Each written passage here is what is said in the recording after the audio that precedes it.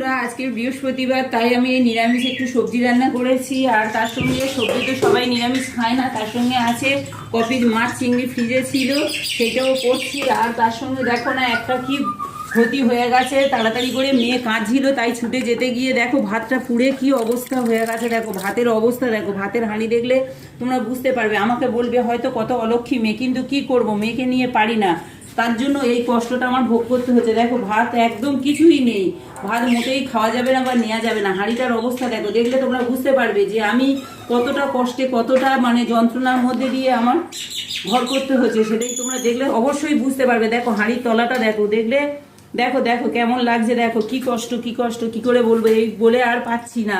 দেখো দেখো ভাতের হাঁড়ির অবস্থাটাই দেখো, দেখো সংসার তেত্ত হয়ে গেল একদম, আর পাচ্ছি না, মনে হয় যেন চলে যাই শ্মশানে।